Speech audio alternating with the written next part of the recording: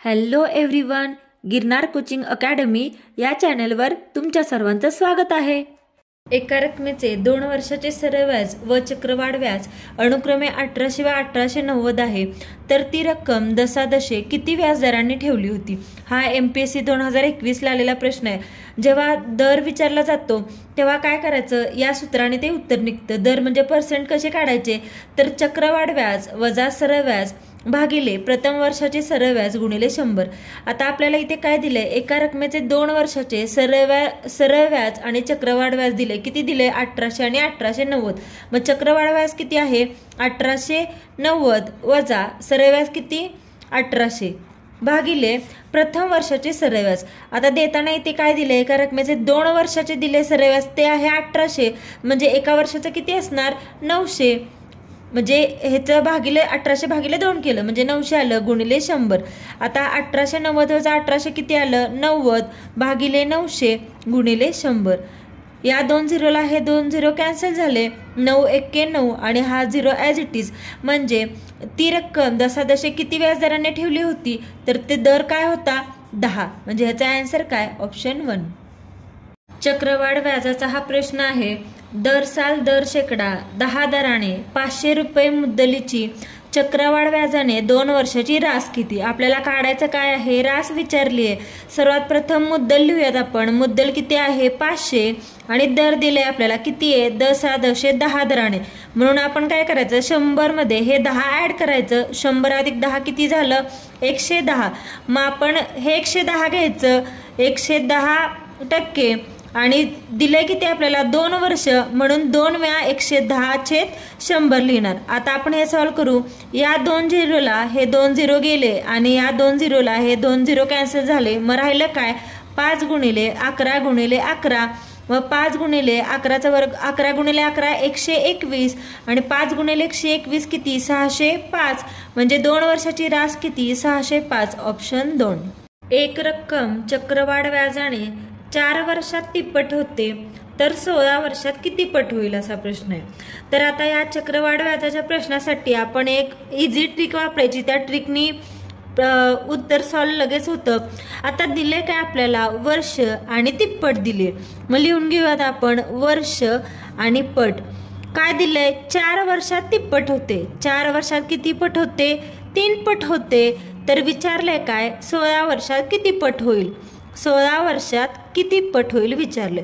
आता काय करायचं, हे 16 येण्यासाठी 4 ने किती न गुणले 4 गुणिले 4 केलं तेव्हा 16 आलं। मग हीच ट्रिक आहे, इथे 4 न गुणले म्हणून ही जी पट आहे त्याचा चौथा तेवढा घात घ्यायचा, म्हणजे इथे 4 न गुणले म्हणून 3चा कितवा घात घेणार 4था घात। आणि 3चा चौथा घात म्हणजे काय 3चा चौथा घात म्हणजे 3चा 4व्या गुणाकार। 3 गुणिले 3 गुणिले 3 गुणिले 3, 3 त्रिक 27, 27 त्रिक 81, हेच आपलं आन्सर आलं। म्हणजे 16 वर्षात किती पट होईल, तर 81 पट होईल ऑप्शन 2। एका मुद्दलाची चक्रवाढ व्याजाने 2 वर्षात 25 पट होते, तर व्याजाचा दर किती। हा चक्रवाढ व्याजावरचा खूप महत्वाचा प्रश्न आहे। तर कसं काढतो आपण व्याजाचा दर, तर व्याजाचा दर म्हणजे 100 गुणिले पटची 1/t वजा 1 असतं। मग आता आपल्याला व्याजाचा दर काढायचा, हे 100 ॲज इट इज लिहायचं।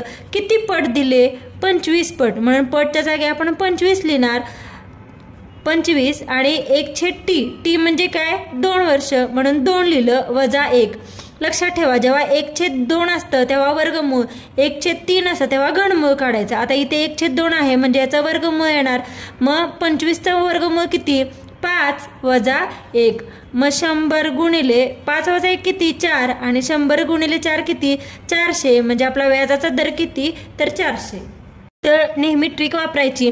दर किती दिलाय 10 दिलाय, मग काय करायचं नेहमी हे 10 100 अधिक 10 करायचं, म्हणजे किती झालं 110 झालं। आणि आपल्याला विचारले काय 400 रुपयांचे 2 वर्षाचे, म्हणून काय करायचं, पहिला रास काढून घ्यायची. रास बरोबर काय, हे दिलेलं 400 रुपयांचं 2 वर्षांचं विचारलंय म्हणून हा दर 2 वेळा लिहायचा. म्हणजे 400 गुणिले 110 भागिले 100 गुणिले 110 भागिले 100. हे 2 वर्षाचं विचारले म्हणून 2 वेळा गुणलं आपण. 3 वर्षाचं विचारलं असतं तर 3 वेळा गुणलं असतं. मग आता हे सॉल्व्ह करू. या डबल झिरोला हा डबल झिरो कॅन्सल, हे 2 झिरो कॅन्सल. मग राहिलं काय 4 गुणिले 11 गुणिले 11. या 11 गुणिले 11 किती 121 आणि 121 गुणिले 4 किती झाले 484. पण ही आपली झाली रास आणि आपल्याला काय काढायचं आता चक्रवाढ व्याज काढायचं आहे. तर चक्रवाढ व्याज म्हणजेच काय असतं, रास वजा मुद्दल असते. आता रास आपल्याला भेटली. रास किती आहे 484 आणि मुद्दल किती 400. मग ह्याचं आन्सर काय झालं 84. चक्रवाढ व्याज किती झालं ऑप्शन 3. एक रक्कम चक्रवाढ व्याजाने 3 वर्षात 5 पट होते तर 25 पट होण्यासाठी किती वर्षे लागतील. आता हा चक्रवाढ व्याजाचा जो प्रश्न आहे तो ट्रिकने सॉल्व्ह करायचा. अतिशय सोपा प्रश्न आहे. काय करायचं, वर्ष आणि पट दिले तर आपण लिहून घेऊयात वर्ष आणि पट. दिलेत किती वर्ष 3 वर्षात 5 पट. 3 वर्षात 5 पट होते तर 25 पट होण्यासाठी किती वर्ष लागतील. म्हणजे वर्ष काढायचं आहे आणि दिले किती 25 पट. तर पट असते ही नेहमी घातांकांच्या स्वरूपात असते.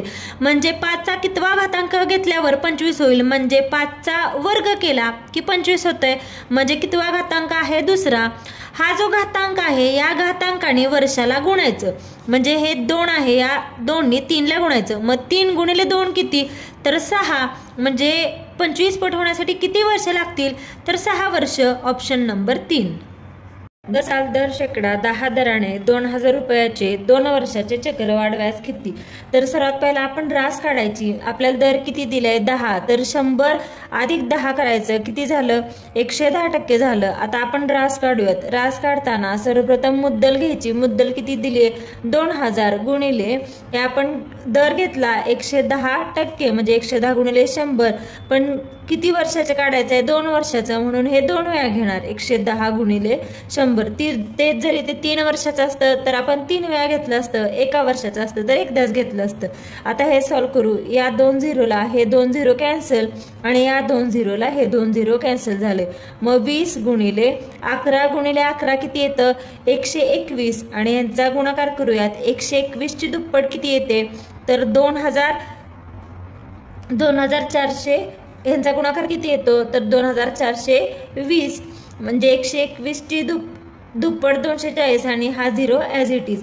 ही आपली रास झाली. पण आपल्याला काढायचं आहे काय चक्रवाढ व्याज काढायचं आहे. मग चक्रवाढ व्याज म्हणजेच काय असतं रास वजा मुद्दल. मग रास भेटली आपल्याला 2420 वजा मुद्दल किती आहे आपली 2000. मग यांची वजाबाकी किती येते तर 420. म्हणजे आपला आन्सर काय ऑप्शन 3. तर नेहमी ट्रिक वापरायची. दर किती दिलाय 10 दिलाय. मग काय करायचं नेहमी हे 10 100 अधिक 10 करायचं. म्हणजे किती झालं 110 झालं. आणि आपल्याला विचारले काय 400 रुपयांचे 2 वर्षाचे, म्हणून काय करायचं पहिला रास काढून घ्यायची. रास बरोबर काय हे दिलेलं 400 रुपयांचं 2 वर्षांचं विचारलंय म्हणून हा दर 2 वेळा लिहायचा. म्हणजे 400 गुणिले 110 भागिले 100 गुणिले 110 भागिले 100. हे 2 वर्षाचं विचारले म्हणून 2 वेळा गुणलं आपण. 3 वर्षाचं विचारलं असतं तर 3 वेळा गुणलं असतं. मग आता हे सॉल्व्ह करू. या डबल झिरोला हा डबल झिरो कॅन्सल, हे 2 झिरो कॅन्सल. मग राहिलं काय 4 गुणिले 11 गुणिले 11. या 11 गुणिले 11 किती 121 आणि 121 गुणिले 4 किती झाले 484. पण ही आपली झाली रास आणि आपल्याला काय काढायचं आता चक्रवाढ व्याज काढायचं आहे. तर चक्रवाढ व्याज म्हणजेच काय असतं रास वजा मुद्दल असते. आता रास आपल्याला भेटली. रास किती आहे 484 आणि मुद्दल किती 400. मग ह्याचं आन्सर काय झालं 84. चक्रवाढ व्याज किती झालं option 3. Thank you for watching. Please व्हिडिओला लाईक करा, शेअर करा, कमेंट करा आणि चॅनेलला सबस्क्राईब करायला विसरू नका. आणि अशा प्रकारचे कोणत्या टॉपिकवरचे व्हिडिओ तुम्हाला पाहायला आवडतील ते कमेंट करून नक्की सांगा.